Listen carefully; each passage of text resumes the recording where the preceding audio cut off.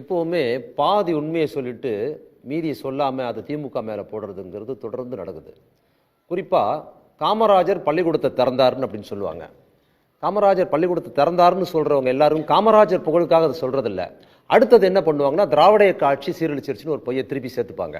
ஆனால் என்ன உண்மை, முழு உண்மை என்னன்னா, காமராஜர் பள்ளிக்கூடத்தை திறந்தாருங்கிறது ரெண்டாவது பாதி தான் உண்மை. அது முதல் பாதி என்னன்னா, ராஜாஜி பள்ளிக்கூடத்தை மூடினாரு. யார் பள்ளி கொடுத்தார் மூணாருங்கிறது இவங்க சொல்றது இல்ல.